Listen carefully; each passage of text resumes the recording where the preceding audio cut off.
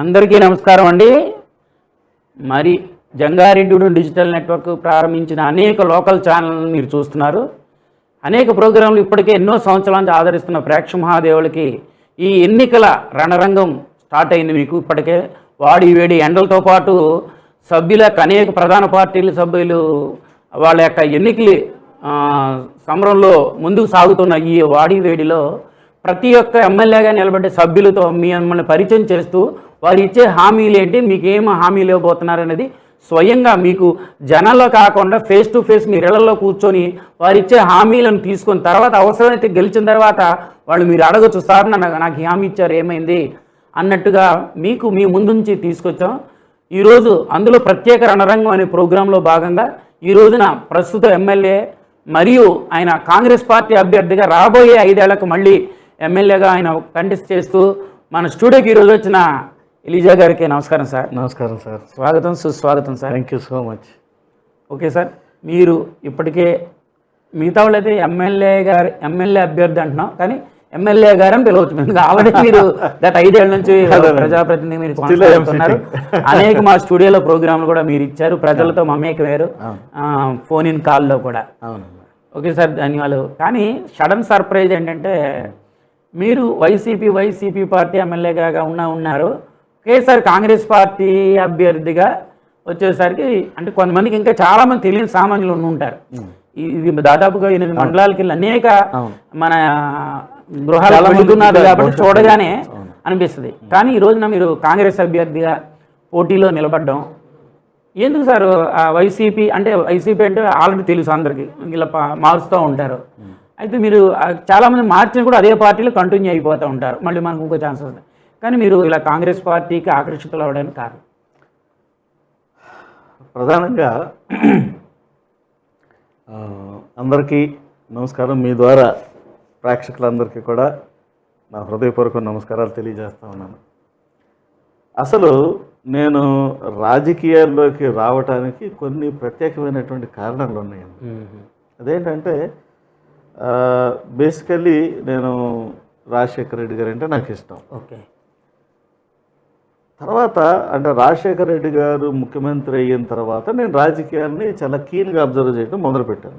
So అప్పుడు ఆయన చనిపోయిన తర్వాత అప్పుడు మీరు జాబ్లోకి ఎంటర్ అయిపోయారు సార్? చదువుతున్నాను. నేను జాబ్లో ఉన్నాను. ఆ తర్వాత ఏమైందంటే రాజశేఖర రెడ్డి గారు చనిపోయిన తర్వాత ఈ మన తెలంగాణ మూమెంట్ రావడం, దాన్ని కూడా నేను కీన్గా అబ్జర్వ్ చేయటం. సో ఇవన్నీ కూడా నేను చాలా క్లోజ్గా గమనిస్తా ఉన్నాను. సరే, రాష్ట్రం విడిపోయినప్పుడు రాష్ట్రం విడిపోయిన తర్వాత అప్పట్లో చంద్రబాబు నాయుడు గారు రాష్ట్ర విభజనకు అనుకూలంగా లెటర్ ఇవ్వడం జరిగింది. అలాగే బీజేపీ పార్టీ కూడా వారు సపోర్ట్ చేశారు ఇది రాష్ట్రాన్ని విడగొట్టడానికి. జగన్మోహన్ రెడ్డి గారు మాత్రం దాన్ని అపోజ్ చేశారు. దాన్ని అపోజ్ చేసి రాష్ట్రం విడిపోవటానికి వీల్లేదు, ఇది కలిసి ఉండాల్సిందే అని చెప్పేసి ఆయన పోరాటం చేశారు. సో ఆ తర్వాత కూడా అయినా కానీ విడిపోయిన తర్వాత ప్రత్యేక హోదా కావాలి అనే దాంట్లో మన గౌరవ ముఖ్యమంత్రి గారు అప్పట్లో ప్రత్యేక హోదా కోసం చాలా ఆయన పోరాటాలు చేయడం జరిగింది. ఆ పోరాటాలకు నేను ఆకర్షిస్తున్నాయి. ఎందుకంటే ఇదేంటంటే రాష్ట్రం అభివృద్ధి చెందాలి, ఆర్థికంగా ఏ కారణాలతో విడిపోయినా ఏదైనా సరే ఏ కారణాలతో రాష్ట్రం అభివృద్ధి చెందాలి. రాష్ట్రం అభివృద్ధి చెందాలి అని అంటే మనకున్న ఏకైక మార్గం ఏంటంటే ప్రత్యేక సంజీవని లాంటిది. ఈ ప్రత్యేక హోదా అనేది చాలా అవసరం. అయితే ప్రత్యేక హోదా మేము ఇస్తాము అని చెప్పేసి 2014లో తిరుపతిలో సాక్షాత్ వెంకటేశ్వర స్వామి వారి యొక్క సన్నిధిలో వారు చెప్పడం జరిగింది. ఏమనంటే ప్రత్యేక హోదా మేము ఇస్తాము అని చెప్పేసి మన ప్రధానమంత్రి గారు చెప్పడం జరిగింది. అలాగే నారా చంద్రబాబు నాయుడు గారు చెప్పడం జరిగింది. అలాగే పవన్ కళ్యాణ్ గారు కూడా చెప్పడం జరిగింది. అయితే 2014లో బీజేపీ గవర్నమెంట్ ఏర్పడింది. 2014లో మన రాష్ట్రంలో తెలుగుదేశం పార్టీ గవర్నమెంట్ ఏర్పడింది. కానీ 2014 నుంచి 2019 వరకు దీని గురించి ఏమీ ఇంప్లిమెంటేషన్ జరగల. పైగా అప్పుడు ఏంటంటే ప్రత్యేక హోదాని పక్కన పెట్టి ప్రత్యేక ప్యాకేజ్ అన్నారు. సో అది కూడా ఏ మేరకు వచ్చిందనేది ప్రజలందరికీ కూడా తెలుసు. తర్వాత ఏంటి, జగన్మోహన్ రెడ్డి గారు ప్రత్యేక హోదా అంశాన్ని ఎత్తుకున్నారు. ప్రత్యేక హోదా అంశాన్ని ఎత్తుకుని ప్రత్యేక హోదా మనకు కావాలని పోరాటం చేస్తున్నప్పుడు ఆ పోరాటానికి చూసి సరే మనం కూడా మన రాష్ట్రానికి ఏదన్నా మన వంతు మనం కృషి చేద్దామనే ఉద్దేశంతో నేను రాజకీయాల్లో చేరడం జరిగింది. అదృష్టవశాత్తు నేను ఏప్రిల్ 1, 2018 తారీఖున 2018 ఏప్రిల్ 1వ తారీఖున నేను విఆర్ఎస్ తీసుకుని పార్టీలో జాయిన్ అవ్వడం జరిగింది, వైఎస్ఆర్ కాంగ్రెస్ పార్టీలో. అప్పుడు వెంటనే వచ్చింది ఏంటంటే ప్రత్యేక హోదా గురించి ఉద్యమం. ఆ ఉద్యమాన్ని నేను ఇక్కడ ఈ చింతలపూడి నియోజకవర్గంలో దానికి నాయకత్వం వహించి ఉద్యమాన్ని నేను బాగా జరిపించాను. అయితే 2019లో గవర్నమెంట్ ఏర్పడిన తర్వాత అప్పటి నుంచి ఇప్పటి వరకు కూడా ప్రత్యేక హోదా అనేది రాలేదు. సరే ఇప్పుడు జరిగిపోయింది, ఎందుకు రాలేదు, ఎవరు కారణం, దానికి రాష్ట్రం ఎందుకు విడిపోయింది, ఎలా విడిపోయింది అనే దాని గురించి మనం చర్చించుకునే దానికంటే, అంటే పోస్ట్ మార్టం చేసేదానికంటే ఇప్పుడు మనకు కావాల్సింది ఏంటి, మన రాష్ట్రం ఈ 10 సంవత్సరాల్లో ఎంతో నష్టపోయింది.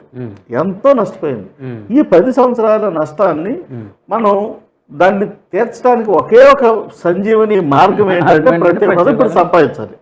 సో వైఎస్ఆర్ కాంగ్రెస్ పార్టీని విడిచిపెట్టడానికి పార్టీలో అంతర్గత అంటే లోకల్ గా ఉన్నటువంటి రాజకీయాలు కొంత కారణమైనా కానీ, ముఖ్యంగా నేను ఈ 9 గ్యారెంటీలు ఎప్పుడైతే కాంగ్రెస్ పార్టీ విడుదల చేశారో అప్పుడు నేను ఈ 9 గ్యారెంటీలు విడుదల చేసిన తర్వాత ఇది నాకు నచ్చింది. ఏంటంటే ప్రత్యేక హోదా మేము ఇస్తామనేది 9 గ్యారెంటీలో ఒకటి. రాహుల్ గాంధీ గారు ఏం చేశారంటే, ఆయన కేంద్రంలో గనక కాంగ్రెస్ ప్రభుత్వం ఏర్పాటైతే మొట్టమొదటి సంతకం ఆంధ్రప్రదేశ్కి సంబంధించి మొట్టమొదటి సంతకం నేను ప్రత్యేక హోదా మీద నేను పెడతాను, నేను పెట్టిస్తాను అని చెప్పేసి ఆయన చెప్పారు. సో దానికి నేను ఆకర్షితున్నాను. ఎందుకంటే ఈ రోజున మన బిడ్డలు, మన రాష్ట్రం, వీళ్ళందరూ కూడా ఒక మంచి భవిష్యత్తు కావాలి అంటే ఖచ్చితంగా ప్రత్యేక హోదా అనేది ఆంధ్రప్రదేశ్కి అవసరం, అది కావాల్సిందే. అయితే మీరు దానికోసం ప్రతి ఒక్కరు పోరాడవలసిందే. అయితే మీరు ఆకర్షితులు అవ్వడానికి ప్రధానంగా మన రాష్ట్ర అభివృద్ధిలో సంజీవులాంటి ప్రత్యేక హోదా మరియు ప్రజలకు అందరికీ పథకాలు ఉన్నాయి, చాలా ఉన్నాయి. అసలు ముందు ఆ పథకాల గురించి ఆలోచిస్తారు. అసలు ప్రత్యేక హోదా ఈ రాష్ట్రానికి రావడం వల్ల మన రాష్ట్రానికి జరిగే మంచి ఏంటి, సంజీవిని లాంటిది అంటున్నారు ఎవరు? మా ప్రేక్షకులు చాలా థ్యాంక్స్ సార్, చాలా మంచి ప్రశ్న అడిగారు. ఎందుకంటే చాలా మందికి ప్రత్యేక హోదా అంటారు కానీ ప్రత్యేక హోదా వల్ల మనకి ఏం జరుగుతుంది అనేది చాలా మందికి తెలియకపోతుంది. ఏంటి అని అంటే ప్రత్యేక హోదా వల్ల ఏమవుతుందంటే కొన్ని పన్ను రాయితీలు ఏర్పడతాయి, పన్ను రాయితీలు వస్తాయి. ఇన్కమ్ ట్యాక్స్, అలాగే జిఎస్టీ, అలాగే కార్పొరేట్ ట్యాక్స్, ఇవన్నీ కూడా ఎగ్జామ్ట్ అవుతాయి. సో కొత్తగా పరిశ్రమలు ఇక్కడ స్థాపించడానికి ఔత్సాహికులైనటువంటి ఎంటర్ప్రెన్యూర్స్ ఎవరైతే ఉంటారో వాళ్ళు వచ్చి ఇక్కడ ఫ్యాక్టరీస్ పెట్టడానికి వాళ్ళకి అది ఇన్సెంటివ్గా ఉంటుంది, అంటే ఆకర్షణగా ఉంటుంది. వాళ్ళకి తయారవుతారు. సో వాళ్ళు వచ్చి ఇక్కడ వచ్చి పరిశ్రమలు పెట్టడం వల్ల జరిగేది ఏంటంటే నెంబర్ 1 ఇక్కడ మన పిల్లలందరికీ కూడా ఉద్యోగ అవకాశాలు పెరుగుతాయి. నెంబర్ 2 ఏంటంటే వారికి తక్కువ అంటే ట్యాక్స్ ఎగ్జామ్షన్ వల్ల వారు తక్కువ ధరకే గూడ్స్ సర్వీసెస్ వారు అందజేయడానికి అవకాశం ఉంటుంది. సో దానివల్ల మనకి ఇక్కడ రేట్లు కూడా తగ్గుతాయి. అదే కాక అసలు ఇంకా దానికంటే ప్రధానమైనటువంటిది ఏంటంటే కేంద్ర ప్రభుత్వం చేపట్టే ఏ ప్రాజెక్ట్ అయినా సరే, కేంద్ర ప్రభుత్వం చేపట్టే ఏ ప్రాజెక్ట్ అయినా సరే 90% నిధులు కేంద్ర ప్రభుత్వం ఇస్తుంది. ఓన్లీ 10% మాత్రమే చేస్తే చాలు రాష్ట్రం యొక్క షేర్ ఉంటుంది. అంటే ఫర్ ఎగ్జాంపుల్ ఒక చోట రోడ్డు వేయాలి, అది ప్రధానమంత్రి గ్రామీణ సడక్ యోజన అనుకుందాం, అది కేంద్రం చేసే పని. అది అంటే ప్రధానమంత్రి గారి యొక్క ఇది. సో దాంట్లో ఒక సపోజ్ ఆ రోడ్డు ఒక 10 కోట్ల రూపాయలు ఖర్చు అవుతుంది అనుకుందాం. దాంట్లో 9 కోట్ల రూపాయలు కేంద్ర ప్రభుత్వం వస్తుంది, 1 కోటి రూపాయలు మాత్రమే రాష్ట్ర ప్రభుత్వానికి పడతాయి. సో దానివల్ల రాష్ట్రాలు అయితే అది 2.5 కోట్లు అవ్వచ్చు, 4 కోట్ల దాకా పడతాయి. ఇక్కడైతే 1 కోటి అయితే. తర్వాత చాలా సబ్సిడీస్ ఉంటాయి. అలాగే కేంద్ర ప్రభుత్వం రాష్ట్రానికి ఇచ్చేటటువంటి ఏదైతే నిధులు ఉంటాయో అంటే గ్రాంట్స్ ఉంటాయో దాని మీద ఇంట్రెస్ట్ కూడా చాలా తక్కువ ఉంటుంది. సో ఇన్ని బెనిఫిట్స్ ఉంటాయి మనకి ప్రత్యేక హోదా వల్ల. సో ప్రత్యేక హోదా రావటం వల్ల మనకు జరిగేది ఏంటంటే మన రాష్ట్రంలో పరిశ్రమలు వస్తాయి, పరిశ్రమలు రావటం వల్ల ఉద్యోగాలు వస్తాయి, ఉద్యోగాలు రావటం కాకుండా మనకి వస్తువులు కూడా కొంచెం చీప్గా దొరుకుతాయి. అదే కాకుండా కొనుగోలు శక్తి పెరగటం వల్ల దానికి ఇంకా సబ్సిడరీ ఇండస్ట్రీస్ కూడా అనేక రకాలైనవి వస్తాయి. ఒక ఫ్యాక్టరీ వచ్చింది అనుకోండి ఫర్ ఎగ్జాంపుల్, దానికి అనుబంధ ఫ్యాక్టరీలు ఏర్పడతాయి. సో ఇంకా అది రిపుల్ ఎఫెక్ట్ వస్తుంది అనమాట. సో వచ్చి దాని ఉద్యోగస్తుడికి కిరాణా సరుకు కావాలంటే కిరాణా కొట్టు కావాలి దగ్గరలో, అలాగే దోబీ కావాలి, అలాగే ఎలక్ట్రీషియన్ కావాలి, ఇల్లు కట్టే భవన కార్మికులు కావాలి. ఇలాగా అన్ని సెక్టర్లు పెరిగిపోతాయి. అన్ని రకాలైనటువంటి రంగాల్లోనూ అభివృద్ధి అనేది సాధ్యమవుతుంది. మన రాష్ట్రానికి అభివృద్ధి పదంలో నడిపించాలి మన రాష్ట్రాన్ని అంటే ఖచ్చితంగా ప్రత్యేక హోదా అనేది మనకి అత్యవసరం. ఈ ప్రత్యేక హోదా వస్తే ఖచ్చితంగా మరి ఏదైతే ఈ 10 సంవత్సరాల్లో మనం వెనకబడి ఉన్నామో దాన్ని మనం కవర్ చేసుకుని మరి మిగిలిన రాష్ట్రాలతో పోటీ పడేదానికి జాతీయ అంతర్జాతీయ స్థాయిలో మన రాష్ట్రంలో ఉన్నటువంటి యువతీ యువకులు వారు కూడా మరి అభివృద్ధి చెందడానికి ఉపయోగపడుతుంది. కాబట్టి ప్రత్యేక హోదా అనేది చాలా ముఖ్యమైన, ఇది అనివార్యము, ఇది చాలా అవసరము. దీన్ని ప్రతి ఒక్కరు కూడా గమనించి ఇది ఎవరు ఇస్తా అన్నారు అనేది ఒక్కసారి ఆలోచన చేసి. అంటే మీరు చెప్పాక నాకు ఒక ప్రజలకు మరింత వివరించాలనిపిస్తుంది సార్ ప్రత్యేక హోదా అంటే. అసలు పరిశ్రమ అంటే ఏంటి ఉపయోగము అని చాలా మంది తెలియని ప్రజలు ఉంటారు. సపోజ్ మనం రాష్ట్రాన్ని విడగొట్టినప్పుడు తెలంగాణ ఎన్నో రకాల ఫ్యాక్టరీలు ఉన్న హైదరాబాద్ ఆడుకుండిపోయింది, ఏమీ లేని వ్యవసాయ భూములు ఉన్న రాష్ట్రం అనుకుంటే హైదరాబాద్ నుంచి అనేక రెవెన్యూ వచ్చేది. గతంలో మన జిల్లాలకి కూడా ఆ పర్సంటేజ్ లో ఈ రోడ్లకి వర్క్ వచ్చేది. ఇప్పుడు పూర్తిగా తెలంగాణ జిల్లాలకు వెళ్ళిపోవడం. అవునండి, పట్టణాలు మనకు కావాలి. దాదాపుగా హైదరాబాద్ లో 60 పైచిలకు ప్రభుత్వ రంగ సంస్థలు ఉన్నాయి. బిహెచ్ఎల్ కానీ, బిడిఎల్ కానీ, బీపీసీఎల్ కానీ, లేకపోతే ఇంకా ఇట్లాంటివి అంటే మన ఐడిపిఎల్ కానీ. సో ఇలాంటి సంస్థలన్నీ కూడా. సో ఇప్పుడు సపోజ్ బిహెచ్ఎల్ అనుకున్నాం, బిహెచ్ఎల్ వాళ్ళు ఫ్యాక్టరీ పెట్టిన తర్వాత దానికి ఏమైంది, దాని చుట్టూరు ఎన్ని పరిశ్రమలు వచ్చినాయి. మీరు లేక్ మిషన్ పెట్టుకునే వాళ్ళు ఒకళ్ళు, ఇంకోళ్ళు ఏదో టర్నింగ్ మిషన్ పెట్టుకుని, ఇలా రకరకాల పరిశ్రమలు దాని చుట్టూ వచ్చినాయి. సో దానివల్ల హైదరాబాద్ నగరం పెరిగింది తప్పితే హైదరాబాద్ నగరం ఈ రోజున అంత పెద్ద మెగా సిటీ అవడానికి కారణం ఏంటంటే పరిశ్రమలు రావడం. ఆ పరిశ్రమలు అక్కడికి వచ్చినాయి కాబట్టి డెవలప్ అయింది. పిల్లలు చదివిన వాళ్ళకి ఉద్యోగాలు ఇవ్వగలిగే స్థితికి వెళ్ళింది. అలాంటి పట్టణం మనకి కూడా తయారు, అది మనకి కావాలి అంటే విజయవాడ మనం ఎంతో వెనకబడి ఉన్నాం. సో ఇదంతా కూడా మనం కవర్ చేసుకుని ముందుకు వెళ్ళాలి అని అంటే ఖచ్చితంగా ప్రత్యేక హోదా మనకి కావాల్సిందే. ప్రత్యేక హోదా వస్తే మనకు పరిశ్రమలు వస్తే మన పిల్లలు బాగుపడతారు, మనం రాష్ట్రం అభివృద్ధి చెందుతుంది. అందులో సార్ మనకి పరిశ్రమలు రావడానికి అనువైన ప్రాంతం, ఎందుకంటే దాదాపు 900 కిలోమీటర్లు ఉన్న మనకి సముద్రం కోస్ట్ ఉన్న వాటర్ సోర్స్ కానీ అన్నిటికీ బాగుంటుందని అనేక మంది చెప్పడం విన్నాను. సో దాని మీద ఫైట్ చేస్తున్నారు ఖచ్చితంగా. సార్ అయితే ఏదైతే హామీలు అందరూ మీరు కానీ మిగతా పార్టీ హామీలు ఏంటంటే మీరు ఇచ్చే ప్రధానమైన ఇవి మనకేంటంటే మొట్టమొదటి హామీ ఏంటంటే ప్రత్యేక హోదా 10 సంవత్సరాలు. It's very very good span, very very attractive. Next ఏంటంటే మన రైతులకి 2 లక్షల రూపాయలు రుణమాఫీ. గతంలో కూడా మీకు గుర్తుండే ఉంటుంది, డాక్టర్ వైఎస్ రాజశేఖర రెడ్డి గారు మనకు ముఖ్యమంత్రిగా ఉన్నప్పుడు దేశవ్యాప్తంగా 60,000 కోట్ల రూపాయల ఇది మన రైతు రుణమాఫీ జరిగింది. సో ఆ తర్వాత ఆ స్థాయిలో ఇంతవరకు ఎవరు చేయలేకపోయారు. ఎందుకంటే రైతు రుణమాఫీ చేయాలంటే రాష్ట్ర ప్రభుత్వాల యొక్క బలం సరిపోతుంది. సో కాబట్టి కేంద్ర ప్రభుత్వమే రైతు రుణమాఫీ చేయగలదు. సో కాంగ్రెస్ ప్రభుత్వం కనుక కేంద్రంలో ఏర్పడితే ఖచ్చితంగా రైతులకు 2 లక్షల రూపాయలు రుణమాఫీ చేస్తారు.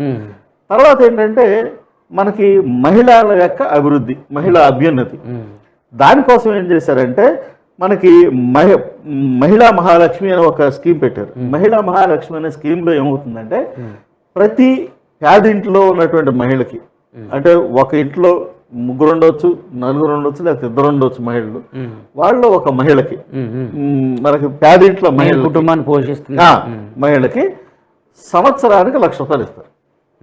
అంటే అది సంవత్సరం అంతా అయిపోయిన తర్వాత ఇవ్వటం కాదు, ప్రతి నెల 8,333 రూపాయలు ఆ మహిళ యొక్క అకౌంట్లో వేయడం జరుగుతుంది. సో అదొకటి చాలా ఇంపార్టెంట్ విషయం అది.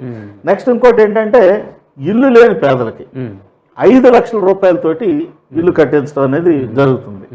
అలాగే ఉపాధి హామీ కూలీలకి ఏమవుతుందంటే ఇప్పుడు ఈ రోజు మనకి ఉపాధి హామీ కూలీలు మన రాష్ట్రంలో 300 రూపాయలు ఉన్నది, దాన్ని 400 రూపాయలు చేస్తారు రోజు. నేషనల్ పాలసీ రోజువారీ కూలీ 400 రూపాయలు చేస్తారు.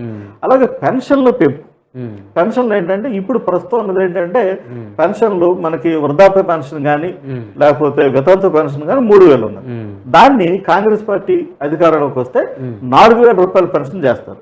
అంతేకాదు దివ్యాంగులకి వికలాంగులకి ఏంటంటే అది 6,000 రూపాయల పెన్షన్ ఇస్తారు. సో ఇలాగా మనకి రైతు పంట కష్టపడి పండించిన రైతు పంటకి గిట్టుబాటు ధర ఏంటంటే గిట్టుబాటు ధర అనేది ఇక్కడ మన అందరం కూడా చాలా ఆలోచించాల్సినటువంటి విషయం అది. ఎలా అంటే ఇప్పుడు మనం ప్రతి సంవత్సరం ఒక గిట్టుబాటు ధర డిక్లేర్ చేస్తున్నాం, అది నిజంగా రైతుకి గిట్టుబాటా లేకపోతే కాదా అనేది అనాలిసిస్ లేదు. సో ఈ రోజున కాంగ్రెస్ పార్టీ ఇచ్చిన గ్యారంటీలో చాలా స్పష్టంగా చెప్పడం ఏంటంటే రైతు ఏదైతే పెట్టుబడి పెడతాడో దాని మీద కనీసం 50% లాభం వచ్చేది. అంటే రైతు ఆయన వ్యవసాయం చేసినప్పుడు ఎకరానికి ఫర్ ఎగ్జాంపుల్ 10,000 రూపాయలు లేకపోతే 20,000 రూపాయలు ఆయన ఖర్చు పెట్టాడు అనుకుందాం, ఆయన కష్టం కాకుండా. సో దాని మీద కనీసం 50% అంటే ఇప్పుడు 20,000 రూపాయలు ఖర్చు పెడితే ఆయన గిట్టుబాటు ధర 30,000 రూపాయలు అది అంటే అందులో సగం 10 ఇది 20 30,000 అంటే 50% లాభం రైతుకు వచ్చేది. ఆయన ఖర్చులు పోను 50% లాభం రైతుకు వచ్చేటట్టుగా గిట్టుబాటు ధర ఇస్తారు. సో ఇవన్నీ కూడా కాంగ్రెస్ పార్టీ ఇచ్చినటువంటి గ్యారంటీ. ఈ గ్యారంటీలు ఏంటంటే ఆంధ్రప్రదేశ్ రాష్ట్రంలో ఈ గ్యారంటీలన్నీ కూడా ఖచ్చితంగా మేము అమలు చేస్తామని చెప్పేసి చెప్పడం జరిగింది. వీటిలన్నిటికంటే కూడా ప్రధానమైనటువంటి ఇంకొక అంశం ఏముందంటే మరి గత 10 సంవత్సరాల నుంచి ఉద్యోగాలు అనేవి మన యువతకి చాలా తక్కువగా వచ్చినాయి. ఇప్పుడు ఏంటంటే మన రాష్ట్రంలో కానీ కేంద్రంలో కానీ అనేక ఉద్యోగాలు ఖాళీగా ఉన్నాయి. సో మన రాష్ట్రంలో ప్రభుత్వ రంగ సంస్థలు కానీ ప్రభుత్వ ఉద్యోగాలు కానీ. సో ప్రభుత్వ ఉద్యోగాలు ఏంటంటే మన రాష్ట్రంలో 2,25,000 ఉద్యోగాలు ఇంకా ఖాళీగా ఉన్నాయి. సో ఈ 2,25,000 ఉద్యోగాలు మేము భర్తీ చేస్తాం అని కాంగ్రెస్ పార్టీ గ్యారంటీ ఇస్తుంది. అలాగే మరి కేంద్రం ద్వారా 30 లక్షల ఉద్యోగాలు అంటే 5 సంవత్సరాల్లో ఇస్తామని చెప్పేసి మన కాంగ్రెస్ పార్టీ గ్యారంటీ ఇస్తుంది. సో ఈ పథకాలన్నీ చూడటం వల్ల సో మన రాష్ట్రం యొక్క అభివృద్ధిని ఆకాంక్షిస్తూ మన రాష్ట్రం అభివృద్ధి చెందాలి అని ఒక కోరికతోటి 2 కారణాలు ఉన్నాయి. ఒకటి ఏంటంటే ఇంటర్నల్ ఇక్కడ లోకల్గా ఉన్నటువంటి పొలిటికల్ సిచ్యువేషన్లో నన్ను ఇబ్బంది పెట్టిన మాట అందరికీ తెలిసిన విషయం. నన్ను చాలా అవమానించారు. ఎంత చేసినా మీకు సీట్ వచ్చి ఉంటే మీరు ఇటు వచ్చేవారు కాదేమో. అసలు కాదు, సీట్ గురించి కాదు. నేను ఇక్కడ మీ ద్వారా నేను ప్రజలందరికీ కూడా నేను ఇది క్లారిఫై చేస్తాను. ఇది సీటు గురించో లేకపోతే ఎమ్మెల్యేగా ఉండి పదవి అనిపించాలనేది కాదండి. యాక్చువల్గా ఏంటంటే నేను 1990 నుంచి ఒక గెజిటెడ్ ఆఫీసర్గానే ఉన్నాను. ఒక 33 సంవత్సరాలు నేను అధికారాన్ని అనుభవించి వచ్చాను. ఆ తర్వాత ఇక్కడ ఎమ్మెల్యేగా ఉన్నాను. ఎమ్మెల్యేగా కూడా నేను చూశాను.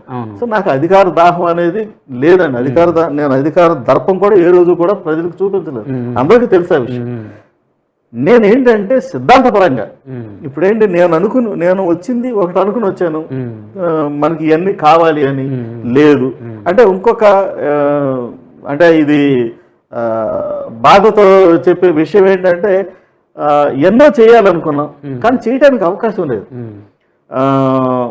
ఈ 5 సంవత్సరాల్లో కాన్స్టిట్యున్సీ డెవలప్మెంట్ ఫండ్ 1 కోటి రూపాయలు మాత్రమే ఇచ్చారు.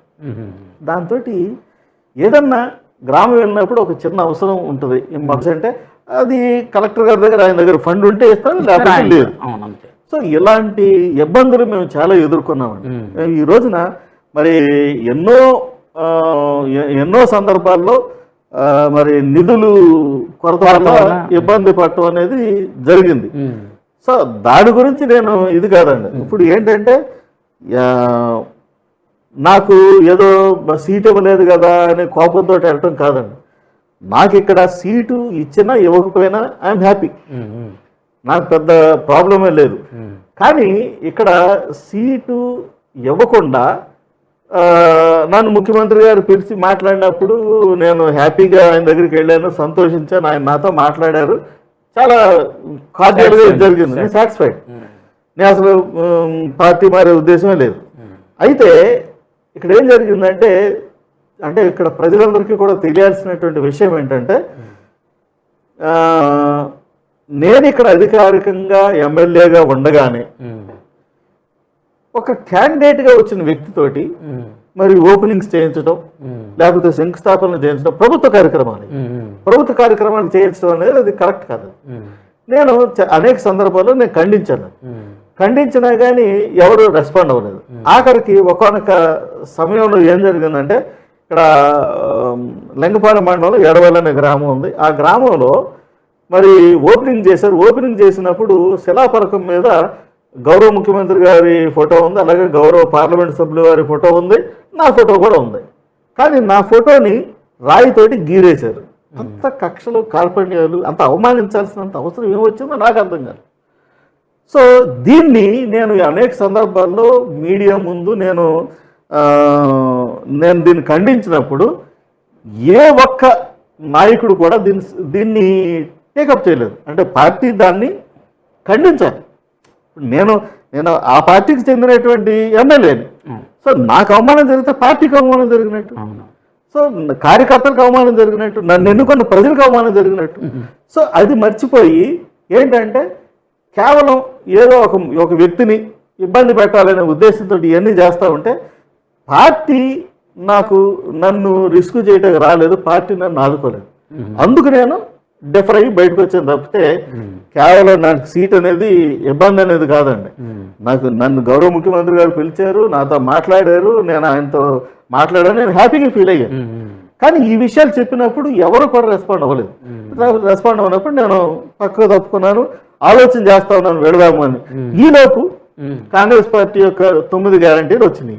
9 గ్యారంటీలు వచ్చినప్పుడు ఈ 9 గ్యారంటీలకి నేను ఆకర్షితున్నా. ఎస్, ఇది రైట్ ప్లాట్ఫామ్, నేను అధికారంలోకి రావచ్చు, రాకపోవచ్చు. కానీ ఇవన్నీ కూడా ప్రజలకి, ఆంధ్రప్రదేశ్ ప్రజలకు ముఖ్యంగా కావాల్సినటువంటి అంశాలు. ఈ ప్రత్యేక హోదా అనేది చాలా ముఖ్యమైనటువంటి అంశం.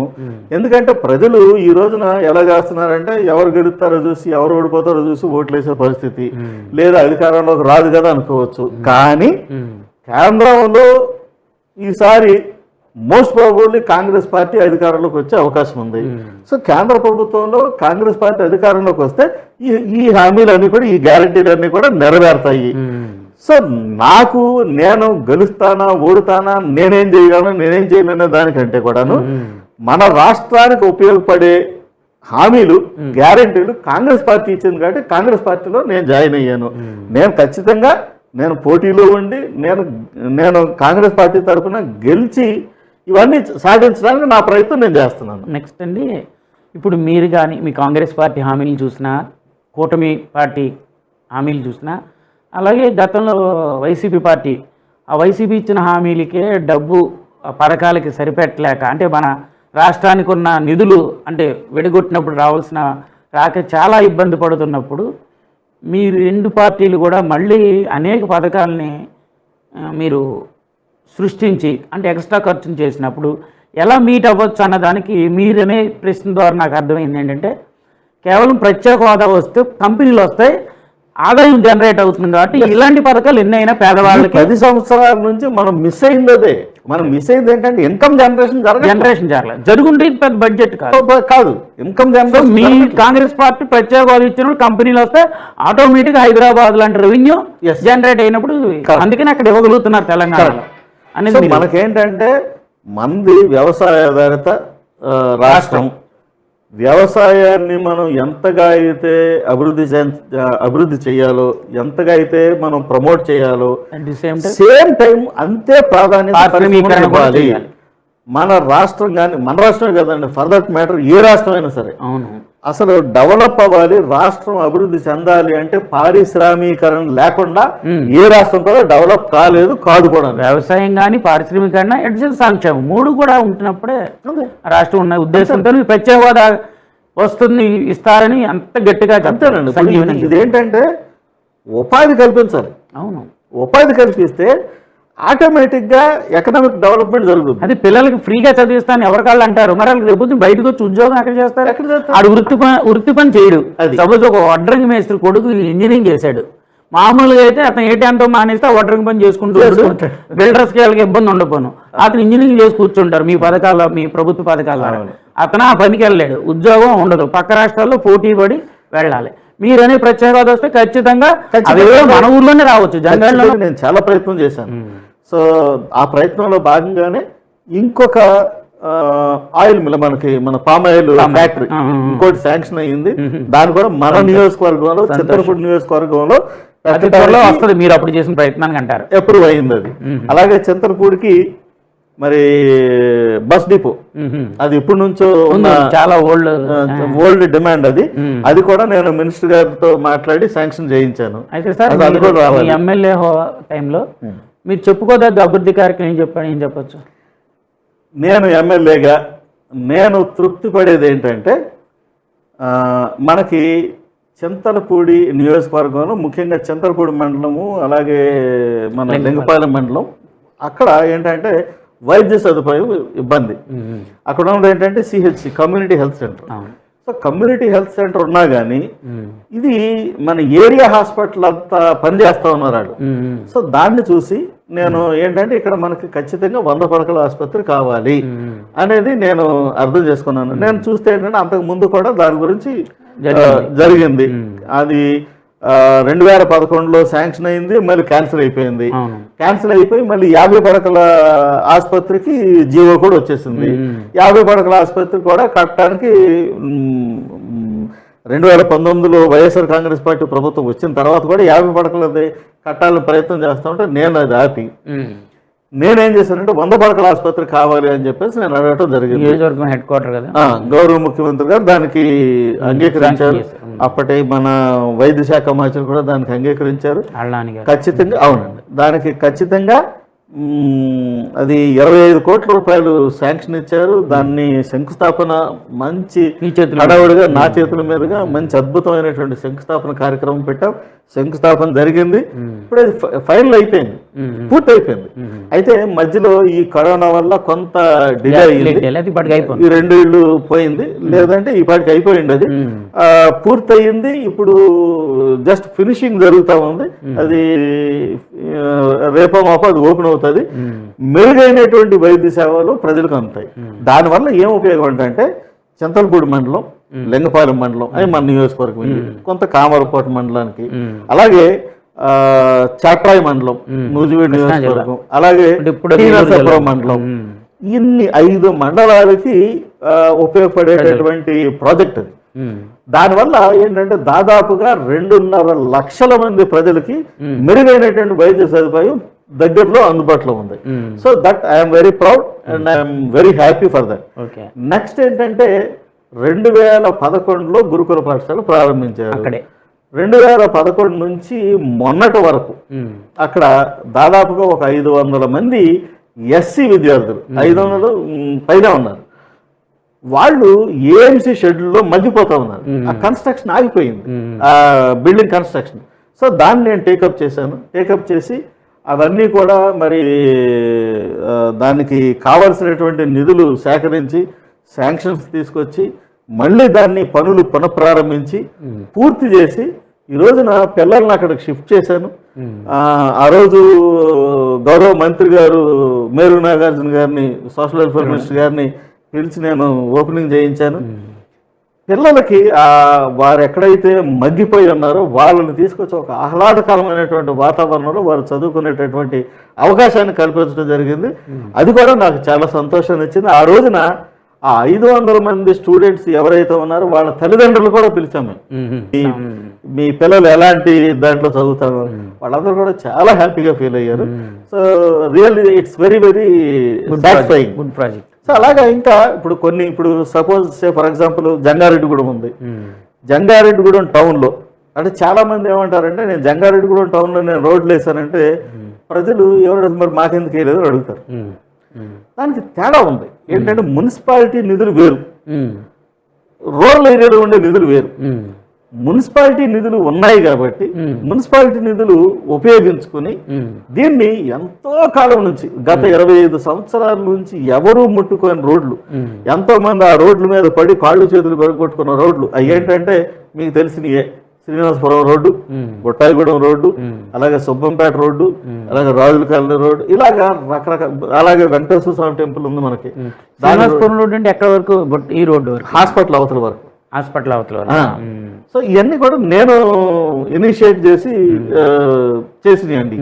సో అక్కడ నేను ఖచ్చితంగా ఈ జంగారెడ్డిగూడెం టౌన్లో ఉన్నటువంటి రోడ్ల మీద అయితే మాత్రం మంచి ప్రగతిని సాధించగలిగాను.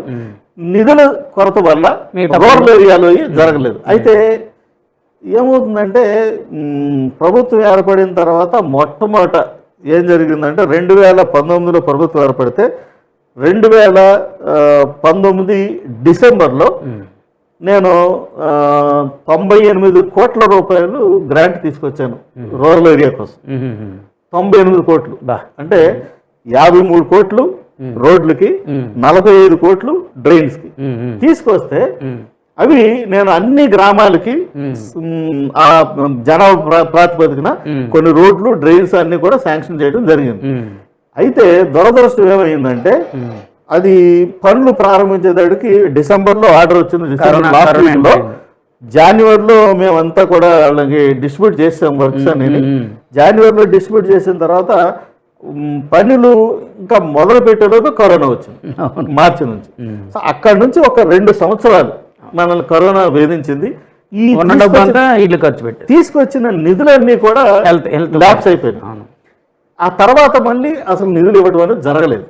సో అందువల్ల రూరల్ ఏరియాలో రోడ్స్ వేయలేకపోవడం జరిగింది తప్పితే అది మనకి నిధులు ఇస్తే మనం ఏదో జేబులో పెట్టుకుని దాచుకోవడం లేకపోతే అది కాదు. ఇంకోటి ఏంటంటే చాలా సందర్భాల్లో ఏం జరిగిందంటే మనం రోడ్లు శాంక్షన్ చేయించాం. రోడ్లు శాంక్షన్ చేయించి టెండర్కి వెళితే ఆ టెండర్కి వెళ్ళినవి ఏమవుతుందంటే అది ఎవరు టెండర్ వేయకపోవటం, అది అలా ఉండిపోవటం, అది మళ్ళీ ల్యాప్స్ అయిపోవటం, ఇలా జరిగింది. నిన్న నేను ప్రచారానికి పేరంపేట, తర్వాత తిరుమలాపురమును, ఇక్కడ మన జంగారెడ్డిగూడెం మండలంలో కేతవరం వెళ్ళాను. ఏం జరిగిందంటే అక్కడ నేను రోడ్లు శంకుస్థాపన చేశాను. అవి కూడా 20 సంవత్సరాల నుంచి ఎవరు వేయని రోడ్లు. అవి ఏఎంసీ నిధుల్లో నుంచి నేను శాంక్షన్ చేయించాను. అది జరిగింది. వెట్ మిక్స్ చేశారు.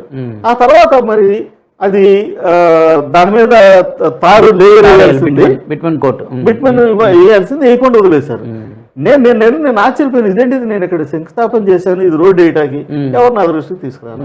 సరే, దాని జరిగింది ఏంటంటే అంటే నేను అక్కడికి వెళ్ళి వచ్చిన తర్వాత నేను ఎంక్వైరీ చేస్తే ఏంటంటే అతనికి బిల్స్ రాలేదని అతను మానేసి వెళ్ళిపోయాడు. దానికి నేను ఎలా బాధ్యత అవుతాను? సో ఇది ఇలాంటివన్నీ జరగటం వల్ల కొంత రూరల్ ఏరియాలో రోడ్ల విషయంలో ఇబ్బంది కలిగిన మాట వాస్తవం. కానీ నేను ముఖ్యంగా దృష్టి పెట్టింది ఏంటంటే తాగునీరు సమస్యను నేను తీర్చాలి. తాగునీటి కోసం నేను అన్ని చోట్ల ఎక్కడైతే ఎవరెవరికైతే తాగునీరు కావాలో అన్ని చోట్ల నేను త్వరితగతిని స్పందించి అవసరమైతే కలెక్టర్ గారి దగ్గరికి దెబ్బలాడి అవి తీసుకురావడం జరిగింది. నీళ్లు లేని చోట మాత్రం తాగునీరు అందించడంలో నేను ఖచ్చితంగా వర్క్ చేశాను. అందరికీ కూడా మంచిగా చేయడం జరిగింది.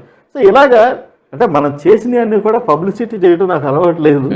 ఏంటంటే ఒక గవర్నమెంట్ ఉద్యోగం నా పని నేను చేసుకుని పోయే పరిస్థితి నాది. కానీ ఒక రాజకీయాల్లో నాకు తర్వాత తెలిసింది ఏంటంటే చాలా మంది 10 పైసలు పనిచేసి రూపాయి పబ్లిసిటీ తీసుకుంటారు. నేను రూపాయి పని చేసుకుని కూడా 10 పైసలు పబ్లిసిటీ చేసుకోలేదు. సో అందువల్ల కొంత ప్రజలకు తెలియకపోవచ్చు. కానీ బట్ నేనైతే మాత్రం నా పదవీ కాలంలో నేను ఖచ్చితంగా నేను చేయగలిగిన నా చేతిలో ఎంతైతే ఉందో అంత అభివృద్ధి నేను చేయటం జరిగింది. నెక్స్ట్ ఇంకోటి ఏంటంటే అందరికీ నేను చెప్పగలిగింది మీ ద్వారా నేను ప్రజలకి నేను తెలియజేసేది ఏంటంటే ఈ పదవీ కాలంలో నేను ఎప్పుడు కూడా నేను నా గుండెల మీద చేసుకుని చెప్పగలను. ఎప్పుడు కూడా నేను అధికార దుర్వినియోగం ఎప్పుడు చేయలేదు. అధికార దుర్వినియోగం లాస్ట్ క్వశ్చన్ అదే అడగబోతున్నా, మీరు ఆన్సర్ సగం చెప్పేశారు. అంటే నాకు లాస్ట్ క్వశ్చన్ ఏంటంటే మీరు ఎమ్మెల్యేగా 5 సంవత్సరాలు చేశారు కదా సార్, ఖచ్చితంగా బాగా చేసినా చేయకపోయినా కొంత వ్యతిరేకతని మూట కట్టుకుంటారు. అట్ ది సేమ్ టైం పనులు ఎక్కువ జరిగితే అభిమానులు కూడా ఉంటారు, సొంత అభిమానులు కూడా ఏర్పడతారు. కానీ మీరే చెప్పేశారు చాలా వరకు ఆ కరోనా టైం వల్ల అవ్వచ్చు, ఆ నిధులు వాటికి ఖర్చు అయిపోవడం వల్ల, కొన్ని ఫండ్స్ లేక ఆగిపోవడం వల్ల కొద్ది గొప్ప మీరు వ్యతిరేకత అనేది ఉన్నారు. మరి ఇవన్నిటిని అధిగమించుకుంటూ ప్లస్ ఎమ్మెల్యేగా చేసిన తర్వాత అది ఎమ్మెల్యేగా అక్కడ తీసేసుకున్నారు, ఎక్కడ తీసేసుకున్నారని ఇలాంటివన్నీ పుట్టుకుంటూ వస్తుంటాయి. దీన్ని కూడా అధిగమించు ఫ్రెష్ క్యాండిడేట్కి ఏముండదు, వీళ్ళు ఫ్రెష్గా కొత్తగా వచ్చి ఏదో చేసేస్తారని హోప్తో చేస్తారు. మీరు దీన్ని అధిగమించుకుంటూ చెప్పాలని నేను అడుగుదాం అనుకున్నా, ఈ లోపల అది మొత్తం క్లారిటీ ఇచ్చేసారు మీరు. ఆ రోడ్డు అవ్వడానికి కారణం ఇది. ఫ్రెష్ అయినా పాత అయినా ఎవరైనా కానీ ఒక ఎమ్మెల్యే ఒక నియోజకవర్గంలో పని చేయాలంటే దానికి కావలసిన నిధులు సమకూర్చాల్సినటువంటి బాధ్యత రాష్ట్ర ప్రభుత్వం. ఓకే, రాష్ట్ర ప్రభుత్వం ఎంత మేరకు నిధులు ఇస్తే అంత మేరకు ఎవరైనా పనిచేస్తారు. ఎమ్మెల్యే ఎవరు వచ్చి ఏ స్టేట్లో అవ్వచ్చు.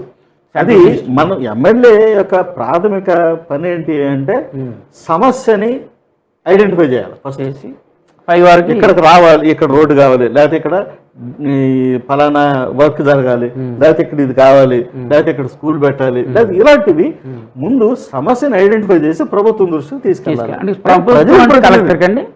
కలెక్టర్ గారికి కలెక్టర్ ద్వారా పెట్టవచ్చు, లేదా ముఖ్యమంత్రి గారికి డైరెక్ట్ రిక్వెస్ట్ చేయొచ్చు. సో మనం ఎమ్మెల్యే చేసే పని ఏంటంటే ప్రజల యొక్క అవసరత ఏంటి అనేది గుర్తించి దాన్ని కలెక్టర్ గారికో లేకపోతే మంత్రి గారికో లేకపోతే ముఖ్యమంత్రి గారికో చెప్పటం, వాళ్ళు నిధులు ఇస్తే ఆ పని జరిపించడం. అంతేగాని మీకు 100 కోట్లు ఫండ్ ఇచ్చి దీన్ని ఖర్చు పెట్టుకోండి అలా ఉండదు, అసలు అలా ఉండదు. సంవత్సరానికి 10 కోట్లు ఇచ్చి ఎక్కడ అవసరాలు అది కాన్స్టిట్యూన్సీ డెవలప్మెంట్ ఫండ్ ఉంటుంది, కానీ కాన్స్టిట్యూన్సీ డెవలప్మెంట్ ఫండ్ అసలు ఇవ్వలేదు. ఈ 5 సంవత్సరాల్లో కాన్స్టిట్యున్సీ డెవలప్మెంట్ ఫండ్ ఇచ్చింది 1 కోటి రూపాయలు మాత్రమే. అది అందరూ ఎమ్మెల్యేలకు అదే వచ్చింది, నా ఒక్కడికే కాదు. అది ఎందుకు అలా జరిగిందంటే మన రాష్ట్రం విడిపోవడం వల్ల మనకి రెవెన్యూ లేకపోవడమే దీనికి కారణం అని మళ్ళీ చెప్పుకోతారు. మళ్ళీ రాష్ట్రం అభివృద్ధి మళ్ళీ మీరు అనేది ప్రత్యేక హోదా ఉండాలంటే ఏ చూసినా ఆదాయ వనరులు పెరిగితే తప్ప ఈ రాష్ట్రాన్ని రాబోయే రోజుల్లో అభివృద్ధి చూడలేము అన్న ఎజెండాతోనే మీరు ప్రత్యేక హోదా ఎజెండా పట్టుకుంది మీ కాంగ్రెస్. అంతే. ఇప్పుడు యాక్చువల్గా ఏంటంటే అభివృద్ధి సంక్షేమము ఈ రెండు కూడా they should go both hand in hand, రెండు కలిసి నడవాలి. అవునవును, కలిసి నడిస్తేనే దాని యొక్క బ్యాలెన్స్ అవుద్ది. ఓకే సార్, మీరు విషయం ఆల్ ది బెస్ట్ అండి. చూశారు కదా ఇప్పటి వరకు మన ఎమ్మెల్యే ఆయన కాంగ్రెస్ పార్టీ మీద నమ్మి ప్రత్యేక అవసరం అనుకుని ప్రజలందరూ హస్తం గుర్తుకేస్తే కాబోయే మరొకసారి ఎమ్మెల్యే ఎలీజా గారు వారి పార్టీ సిద్ధాంతాలు కానీ వారు రాబోయే రోజుల్లో అసలు ఎందుకు ఆకర్షితులయ్యాను అనేక అంశాలతో మనం చర్చించుకున్నాం. మీరు గమనించండి ప్రజల వారు చెప్పే కానీ వారి పార్టీ కాంగ్రెస్ పార్టీ చెప్పేది ఏంటంటే ఒక రాష్ట్రం అభివృద్ధి చెందాలంటే ఇప్పటికే రాష్ట్రం విడిపోవడం వల్ల మనకు అన్యాయం జరిగింది. అన్యాయం జరిగిందంటే ఫర్ ఎగ్జాంపుల్ ఒక తండ్రికి 10 ఎకరాల ఆస్తి ఉండొచ్చు, 2 కొడుకులు ఉన్నారు, ఆయన 2 పిల్లలకి ఆస్తి పంచమని చెరో 5 ఎకరాలు రెవెన్యూ వచ్చేవి. మళ్ళీ ఒక అతనికి ఖాళీ భూమి ఇచ్చి ఒకరికి పంట భూమి ఇచ్చి అలా కాకుండా సమానంగా పంచమని ఆ పిల్లలు ఆ వ్యవసాయం చేసుకుంటూ సమానంగా అభివృద్ధికి వెళ్తారు. కానీ మన రాష్ట్రం విడగొట్టినప్పుడు రాజకీయ విశ్లేషణ చెప్పేది ఏంటంటే ఆదాయ వనరుల మార్గం అంతా ఉన్న హైదరాబాదు రాష్ట్రం అడిగిన వాళ్ళకి ఉండిపోయింది. ఏ రెవెన్యూ జనరేట్ అయిన పంట పొలాల జిల్లాలో మనకు ఉండిపోవడం వల్ల ఇక్కడ బ్యాలెన్స్ తప్పింది. అంటే ఆ కుటుంబం పోషణ కష్టం అవుతుంది ఆదాయం లేని పొలం ఇచ్చుంటే. అలాగే రాష్ట్రం అటువంటి పరిస్థితిలో ఉంది. అందుకని ఆ రోజున ప్రత్యేక హోదా ప్రకటించి ప్రత్యేక హోదాలో కంపెనీలు వచ్చి జిఎస్టీ జనరేట్ ఆదాయం జనరేట్ అయితే మళ్ళీ ఇది సేమ్ తెలంగాణ హైదరాబాద్ లాగా అవుతుంది కాబట్టి ఇద్దామని చెప్పి అప్పట్లో హోదా ప్రకటించారు. కానీ దాని తర్వాత గవర్నమెంట్లు ఇంప్లిమెంట్ చేయక ఈ రాష్ట్రం రోజుకు రోజుకి ఆదాయం జనాభా నిష్పత్తిలో లేక ఈ రోడ్లు వేయడం విషయంలో చాలా సతమతం అవుతున్నారు. ఇటువంటి సమయాల్లో ఏ పార్టీకి ఆ పార్టీ పథకాలు ప్రకటిస్తున్నారు తప్ప దానికి డబ్బులు ఎక్కడ తెచ్చాలని చెప్పట్లే. కానీ కాంగ్రెస్ పార్టీ ఒకటే మేము చెప్తున్నామండి, పథకాలకి డబ్బులు తేవాలంటే ఖచ్చితంగా ప్రత్యేక హోదా కంపెనీలో రెవెన్యూ జనరేట్ అవుతుంది కాబట్టి రెండుని బ్యాలెన్స్గా అప్పులు లేకుండా మేము తీసుకెళ్తాగలమని వాళ్ళ పార్టీ అధినేతలు ఇప్పటికే టీవీ ఛానల్స్ ద్వారా చెప్తున్నారు. ఇప్పుడు స్థానిక ఛానల్ ద్వారా ఎలిజా గారు కూడా అదే ఎమ్మెల్యే అభ్యర్థిగా ఆ పార్టీ తరఫున పోటీ చేస్తూ వారు చెప్తున్నారు. కాబట్టి దీన్ని ఆలోచించి ఆ నిర్ణయం మీరు తీసుకొని మీరు ఎవరికే ఎలా ఆ రోజున ఖచ్చితంగా ఓటు మాత్రం వినియోగించుకోండి. సరే ఎవరు మంచి పార్టీలు కాదని కొంతమంది విశ్లేషకులు వాదిస్తూ ఉంటారు, సరిగా పరిపాలించాలని చెప్తారు. కొంతమంది ఉద్యోగస్తులు కూడా వాళ్ళు ఓటు హక్కు వేయడానికి కూడా వెళ్ళరు, కానీ బోళ్ళంతా ప్రభుత్వాన్ని విమర్శిస్తారు. మోదీ ఎలా చేయకూడదు, లేదా వాళ్ళని జగన్ గారు ఎలా చేయకూడదు అని చెబుతారు తప్ప వాళ్ళ ఓటు మాత్రం వినియోగించుకోరు. వాళ్ళు ప్రభుత్వం ఇచ్చే సదుపాయాలు అన్నీ కావాలి దాన్ని. కానీ దయచేసి మీరు ఓటు హక్కు వినియోగించుకోండి. వినియోగించుకుని సరైన నిర్ణయం ఇప్పుడు బుర్రలో ఆలోచించి ఏ పార్టీకి వేస్తే మనకి అన్ని రకాలుగా బాగుంటుందో ఆ పార్టీకి ఓటు వేసుకున్న హక్కు మీకు రాజ్యాంగం కల్పించింది. కాబట్టి ఖచ్చితంగా ఓటు హక్కుని వినియోగించుకోమని కోరుతూ మరొక అతిథితో మిమ్మల్ని మళ్ళీ కలుస్తాను. Thank you.